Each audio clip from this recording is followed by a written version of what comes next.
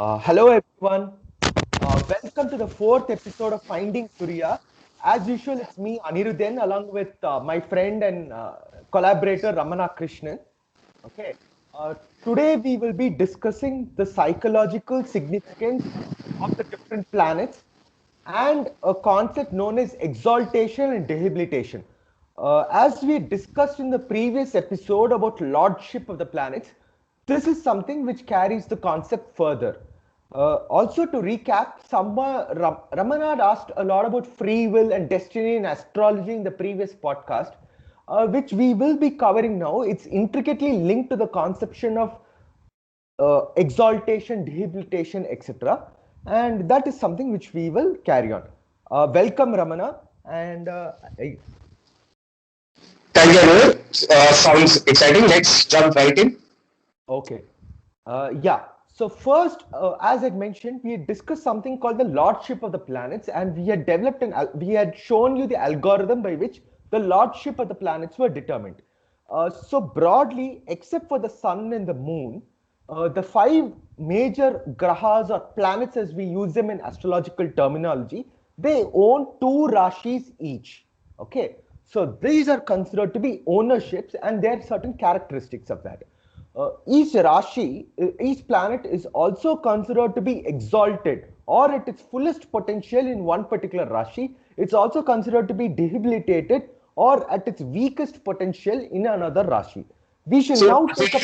I'm sorry, but that's a lot of big words that you've suddenly thrown around. So, let's just take a step back. And if you can just briefly also recap the context of these Rashis and the planets in the context of, say, the birth time that we had spoken about. And we had broadly talked about how it differs by each minute. I mean, each minute can also create a different Rashi and so on, right? So maybe if you can just come from that context. Okay. Uh, Ramana, that's a lot of detail. What we can do is we've discussed some level of the Lagna, if you remember, right? You remember the concept of Lagna last time? Okay. Yes. We'd spoken of how it varies at a very low proportion level. So that is the topic when you spoke of when you're talking of things varying by the minute. This is specifically a property of the psychological significance of each particular planet. Okay, we'll get into it. You told me that exaltation and debilitation, they sound like big words. We've discussed lordship the previous time. I will elaborate in detail in this episode on what that means. Okay, so we will start with the first planet, the sun. Okay, it's considered to own Leo. Okay, and it's supposed to be exalted in Aries and debilitated in Libra. Now I shall talk in detail about what this means.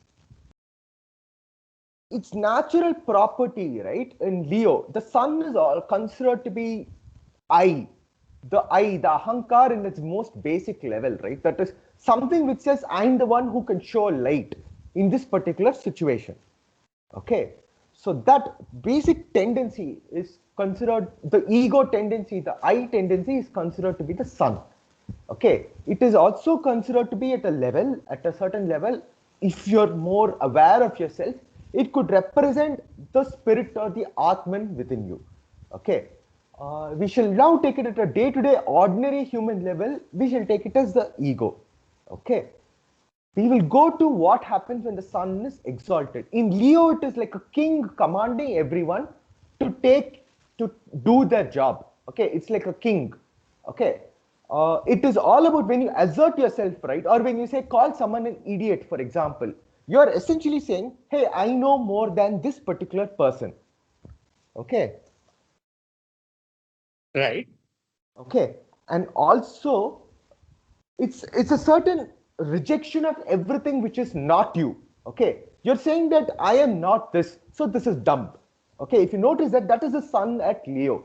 When you go to exaltation of sun in Aries, right, it is all about your identity is yourself, not ego. It is you are yourself.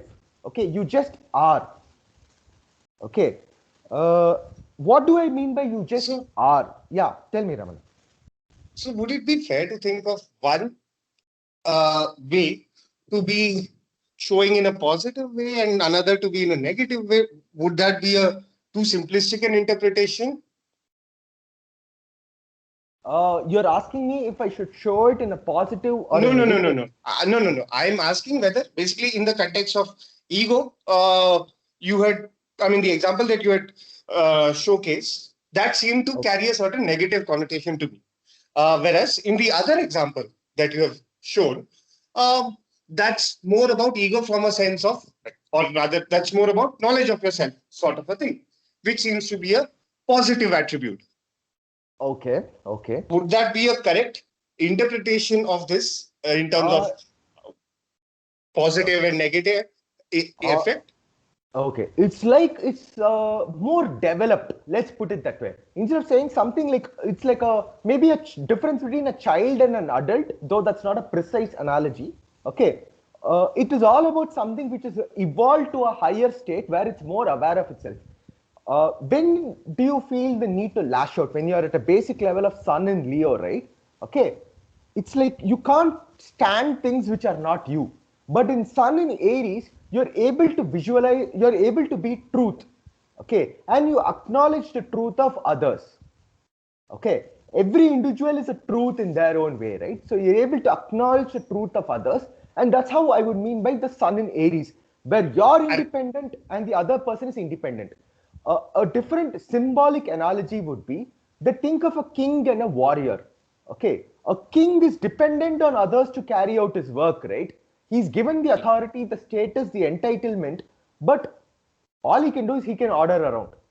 right. Okay, but a warrior is independent in himself or her, him or her, but and can carry out, do his own thing.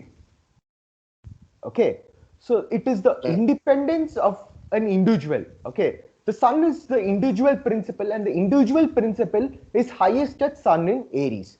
We now come to the uh, weakest So, position. sorry, the exalted state is the more evolved state, It right? is the most And the evolved state. debilitated one is the less evolved one, right? Is the weaker state. Yeah, it's even weaker than the king. So we've spoken of king and warrior. We now come to the state where you become your identity is not there with you. You don't have a sense of independent identity at all.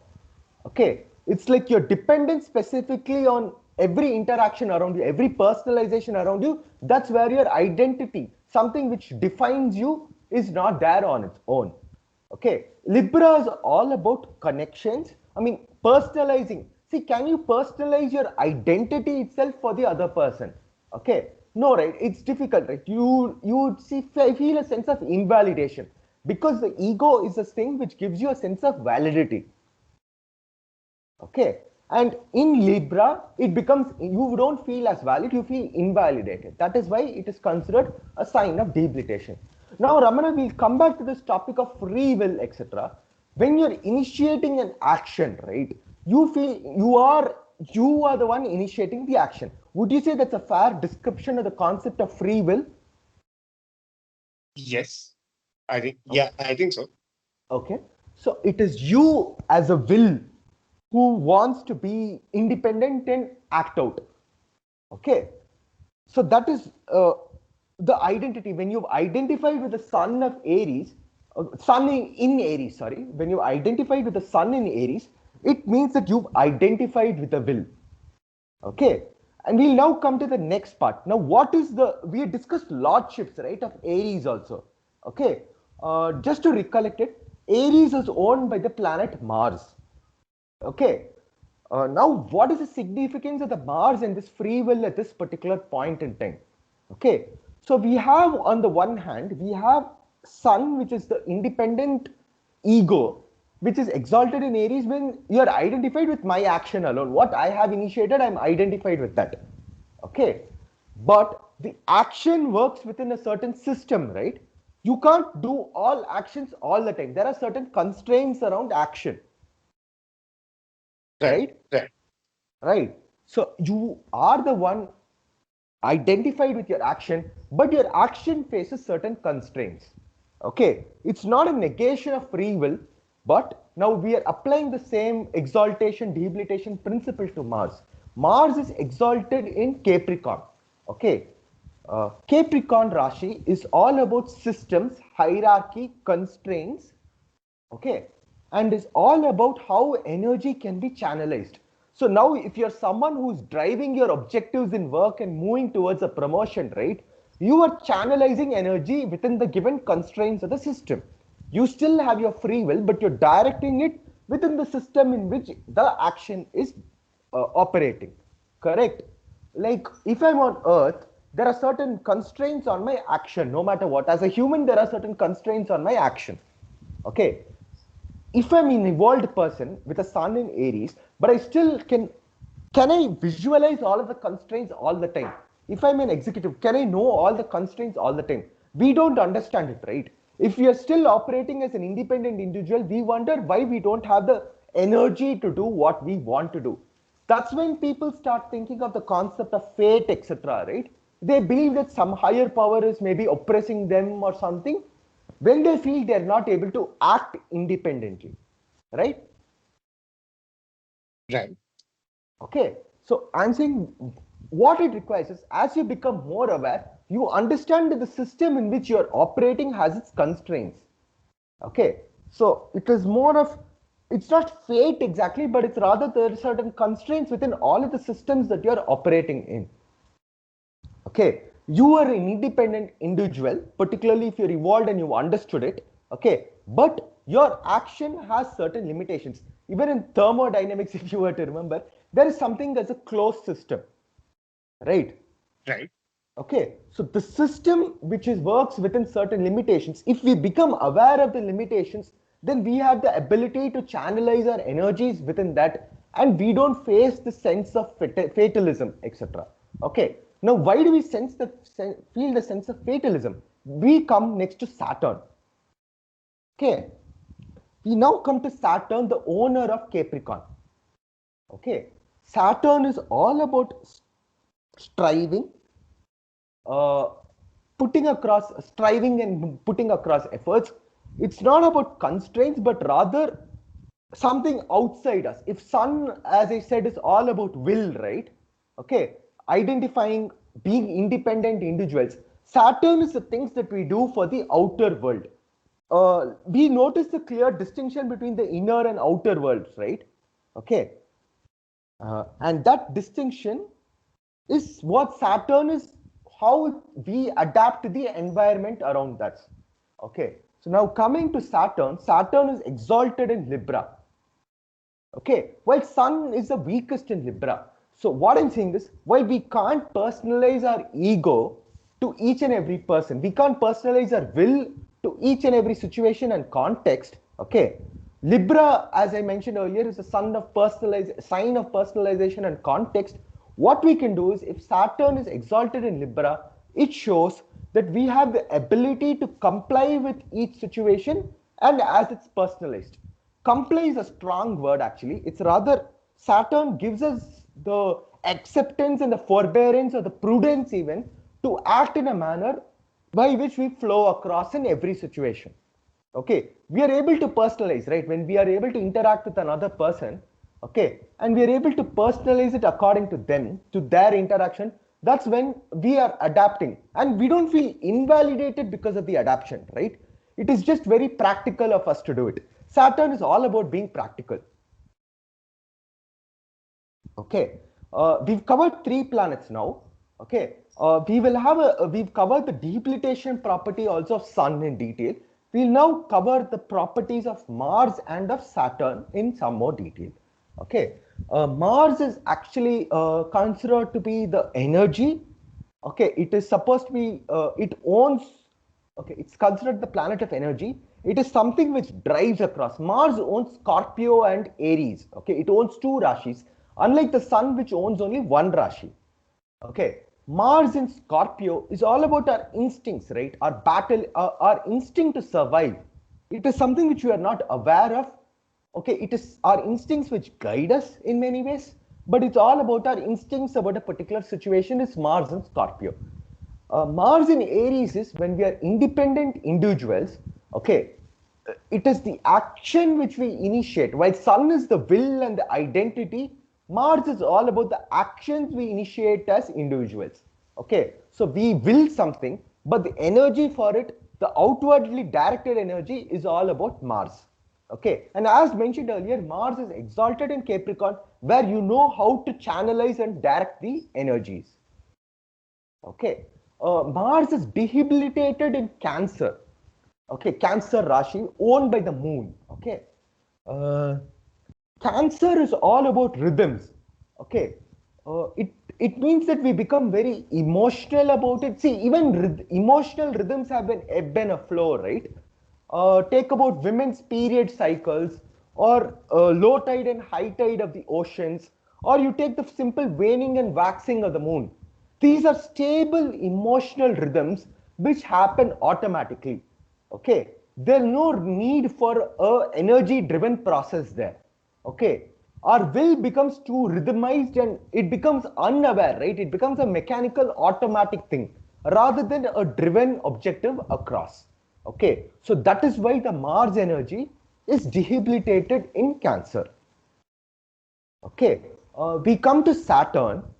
Okay, Saturn is owns Capricorn and Aquarius and is exalted in Libra.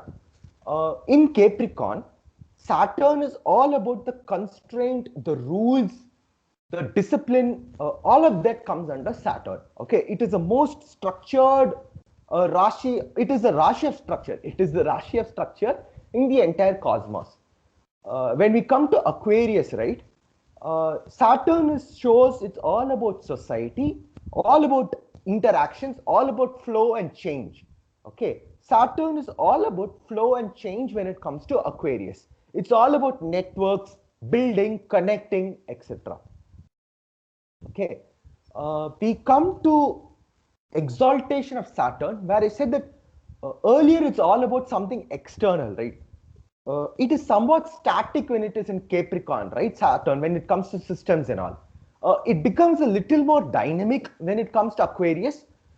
It is able to connect things still at an external level. But when it comes to Libra, we consciously make efforts to adjust to other people. Okay, we are independent individuals because of our sun, but we also know how to accommodate other people because of Saturn.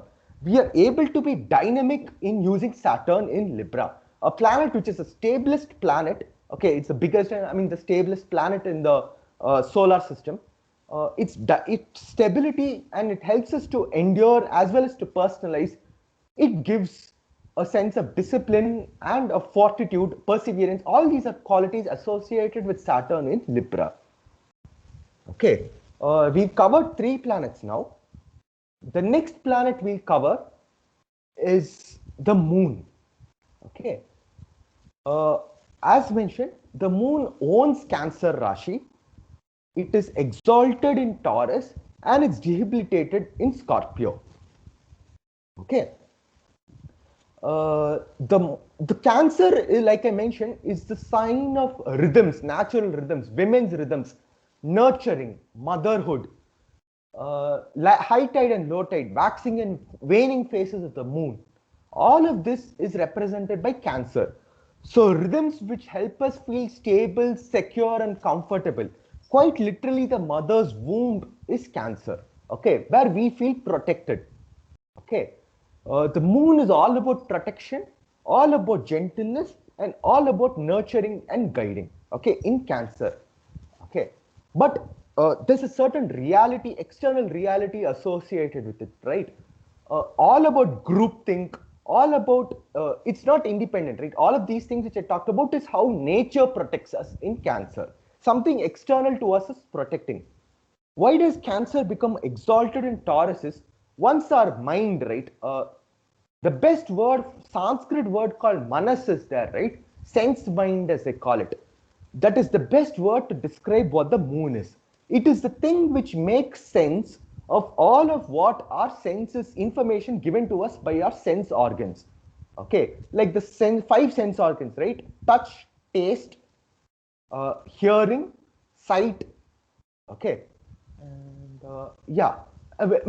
touch, taste, hearing, sight, and speech. Okay, so all of this is the 5 senses which takes in and the mind gives us all of this information. Now this becomes exalted in Taurus is we are not looking for society or an external developing or our norms to give us make sense of the world. We directly are taking in information from the world and we are perceiving it. Okay, that is why moon is exalted in Taurus. Okay, it is debilitated in Scorpio because Scorpio is all about our instincts, our inner energies, and how we live, our physiological processes. Okay, why the moon is debilitated is it is trying to make sense of the physiological processes which run on an own rhythm, which don't run on rhythms per se. Okay, they run based on what we would call maybe even karma, for a lack of a better word, or our energy. We have a certain energy which we are born with, okay, and that energy is what is powering all of our physiological processes. Okay, the moon is debilitated because it does not look at these physiological processes in terms, it's trying to make sense of physiological processes which have no sense. It is externally directed, but in Scorpio it tries to become internally directed. That's why it is debilitated in Scorpio.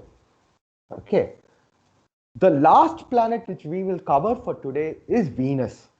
Okay, Venus is the planet of desire, sensual desire, of being accommodative. In the highest state in Pisces, it's all about the transcendent reality. Okay, now these sound very confusing and conflicting, right? Okay, that's why Venus is a little tricky that way. We'll start with the Rashis which Venus owns. It owns Taurus, which is, like I mentioned before, the ability, the senses, right? Okay, so Venus is what controls the senses, gives us the different desires, if you will, gives us our tastes, our birth, our prejudice, our inheritance. All of this comes from Venus in the second Rashi, right? Taurus is the second Rashi. All of this comes from Venus. It also owns Libra, the seventh Rashi, which is all about being dynamic in terms of personalizing, the pleasure of socialization, right, or of a relationship. All of that is given by Venus in Libra. But when we are able to direct our pleasure upwards, right, towards the highest spiritual state with us, yes, interestingly, Venus is also known as Shukra, and it is considered to be the sex essence present in man. Okay, and the sex essence, when it is directed outward in sex, it is considered to be Libra. Okay, but that's why Indian yogis talk of the process by which they are able to direct their sexual energy towards the highest consciousness. Okay, they call it samadhi, nirvikalpa samadhi, etc. But when they're able to redirect this energy upwards towards the transcendent plane, it has become Shukra in Pisces. Okay, Pisces is the transcendent sign of transcendent reality, of the dream world, of worlds beyond human conception. All of that comes within the Piscean Rashi, and it is Venus, our body sense, our energy, our sexual energies, which are traditionally in the Indian view, which can be transmitted towards this end of being one with the transcendent reality. Okay, so broadly we've covered 5 planets today. We've covered Sun, Mars, Saturn, Moon, and Venus. We still have Guru, Jupiter that is, and Mercury, Rahu, and Ketu left, which we shall cover in the next episode. Ramana, anything you would want to raise or discuss now? I want to understand that. So basically, each Rashi has has a planet that is an owner, has a planet that is in an exalted state, and a planet that is in debilitated state. Is that? Yeah, broadly true. Broadly true. Not exactly true of all the 12 Rashis, right? Because there are only 9 planets.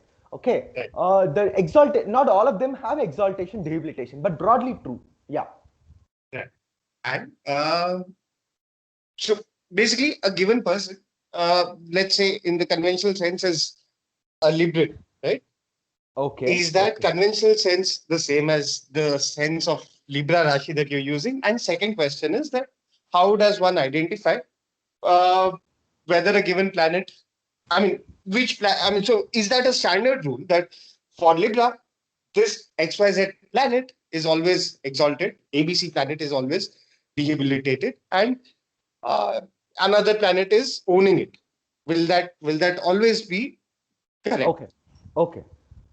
So you asked me first about what if Libra sun sign corresponds to this sun sign. Okay.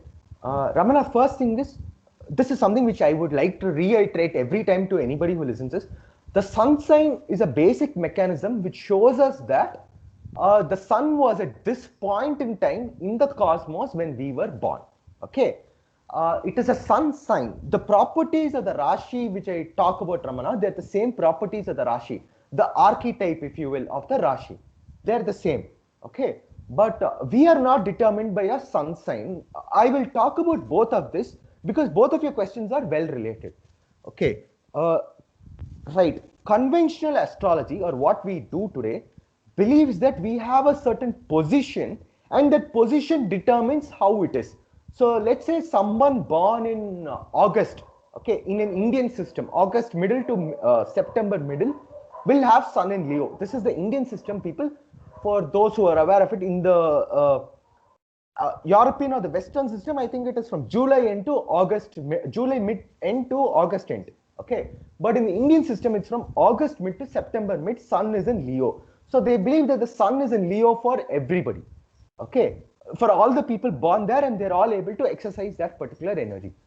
What I'm saying is that we actually we don't operate based on that alone. We are each born with the planets in a different category, in that psychological expression. Okay, so I'll try to elaborate more on this. It's like, so suppose, Ramana, let me take you as an example. If you're comfortable with that, I'll take you as an example now. Okay. Yes, yes. So I'm saying that, so suppose you're someone, since I know you well, so you're someone who's bringing out your interactions with other people. You would like to be fair and in a sense of balance with other people, right? Okay. Your independence is not affected. For you, you're still able to maintain your independence. Okay. Right. So your independence is important to you in your interactions. You will like to be fair and balanced, but you'll also want to be independent. Right. Okay. So, and you're not likely to dismiss the other person as a fool or an ignorant person. Right. Okay. So now you were born on October 22nd, right? Okay. So in the Indian system, that means that the sun is in Libra for your horoscope. Okay. Right. And as I told earlier, Libra is the planet of the sun is debilitated when it is in Libra. Okay.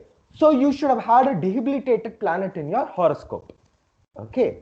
So now when I asked you specifically about your interactions, psychologically, however, you're able to maintain your state of independence, right? Okay. While you're still able to be balanced with the other person. Okay. Your sense of independent identity does not cause you any turmoil, either to yours within yourself or in your interaction with other people, right? Right.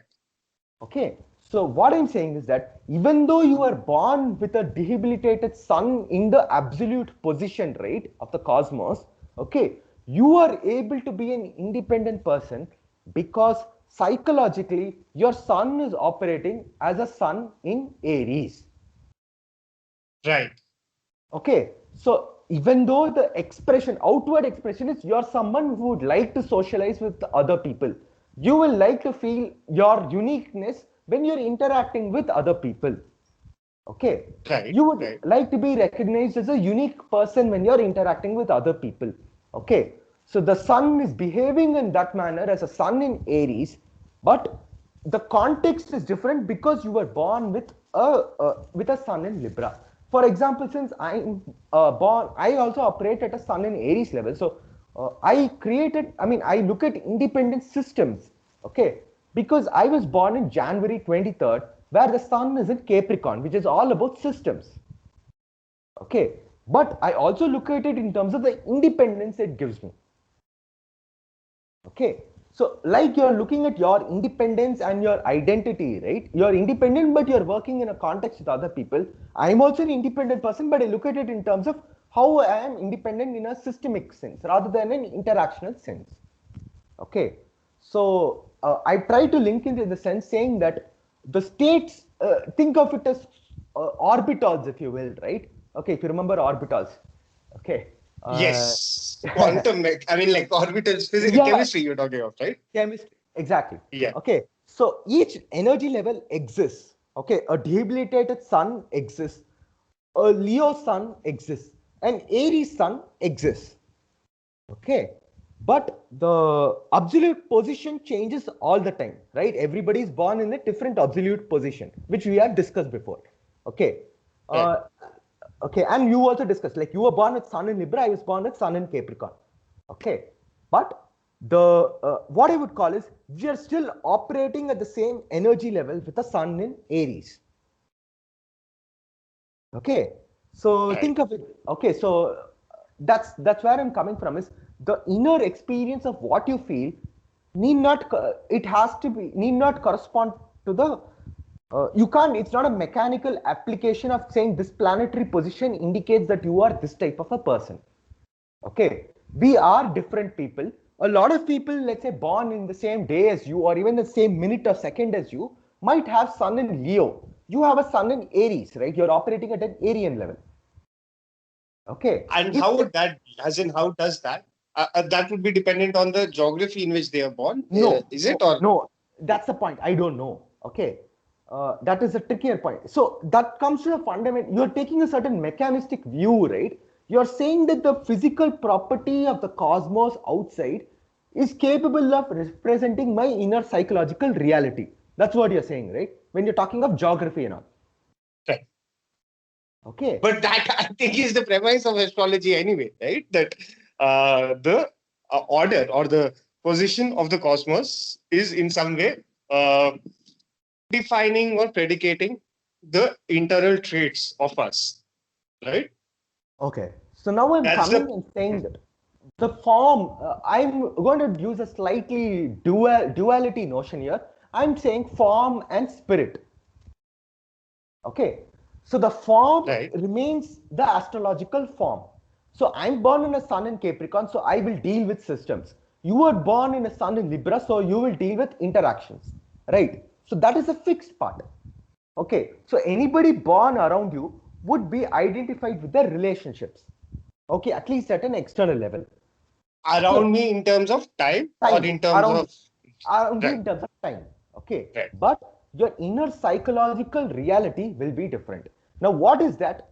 That's where I'm saying the philosophical construct comes into play, where it says that the philosophy, Indian things have all this different layers, right?